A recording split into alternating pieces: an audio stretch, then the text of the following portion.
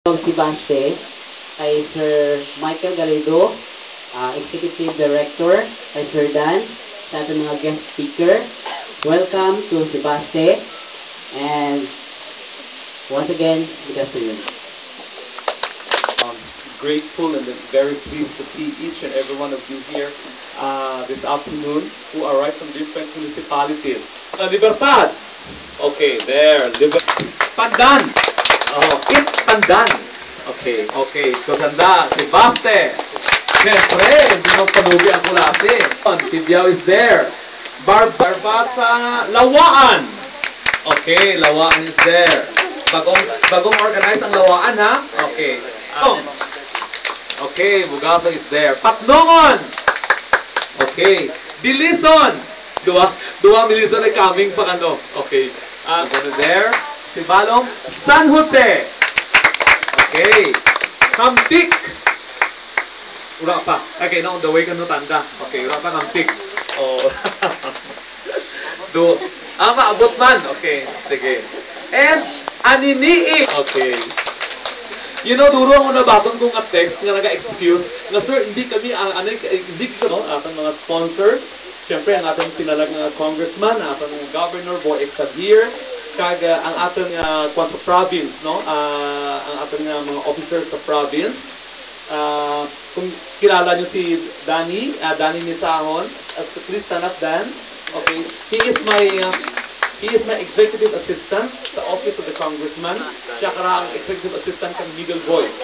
Kag I would like you to know ang office kang Middle Voice dito gid mismo sa office ni Congressman Javier sa San Jose. So everybody kung makaadto ka mo dito, welcome ka mo dito, no? Kay dan kami sa dalan kami gid ang una yung makita kung makabisita ka mo dito sa office kang Middle Voice Society Incorporated. So welcome to the club, welcome to sa ating mga organization, the Middle Voice Society Incorporated and the Middle Voice Youth Organization. If you say, sa Sibalom, dalawa organization, Middle Voice Society Incorporated, that comprises of gay sector. When you speak of Middle Voice Youth Organization, composed of scholars and tiriringog ng laki, bahir ni ano, ay sa Sibalom na si Fred, is purely gays, di pwede ang hindi pwede ang T-bird, hindi man pwede ang lucky, kundi nga puro gay. So gusto gid nga may ano gid, manano purely gays by dito ang una-una gid no, from Middle Voice, no. So kadya open for scholars, no, duduro to ang scholars sa Sibalom. We have 600 scholars sa Sibalom nang riya na member kan youth. So naga-soar high gid kita, no, but actually officers nang dagani mo. Mas more kung tanang members because next year, naka-mention ko si Congressman Javier that we have a summer youth camp. Summer youth camp. Balbalo yung tanang event. No? Ang summer youth camp. Siguro mga 5 nights dito siguro dyan, no? Summer youth camp. So, this is a big event. Kaya tara, officers lang dyan. No? I-train ka mo with regards to leadership, with regards to entrepreneurship, your role as a youth in the society, your role officers, ano bala, mura i-train gid kamo kada. Abi mo magastos ang training like this, no, because tanan provided tanan ano. Amo ra kinahanglan nga kuan gid makonsentrate kita anay sa mga training nga. May schedule man kita sa swimming then of course anytime makakon ka no, basta bakanti lang.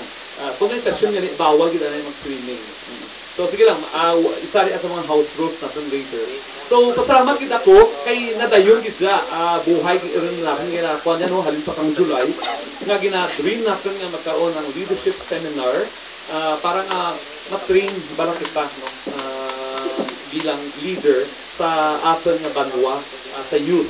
Considering medyo hindi na ang SK subong daw medyo daw gin-abolish ng SK kay hindi na ko ng SK. So the Middle Voice Society is the youth organization na nag-exist kada sa probinsya kang Antique. And we are very fortunate because we are supported by our beloved congressman, our beloved governor, kag tanan ng mga mayors na alay kang ating congressman, ginasuportahan gid na helikopter ang organization natin. So nagarakot pagid ang ating members ng ating organization. So pasalamat din kita no nga na-facilitate gid, na-organize gid.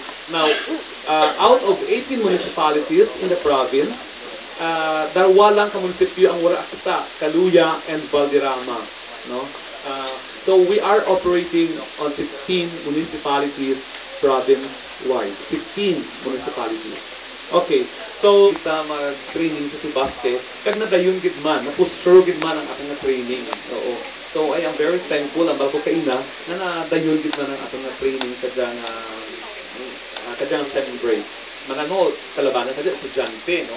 So we don't have any time except this or Christmas. Kasi syempre, sa Christmas na duro pa gid nga mga Christmas party ang kadabanuan magahiwat, no?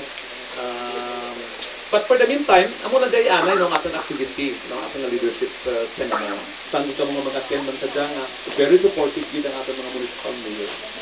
Okay. So, papadayon lang sa anay even though wala pa man si mayor. Mike, and we would like also to thank you for giving us this kind of training which will, of course, help us to be a better individual. Malay natin sa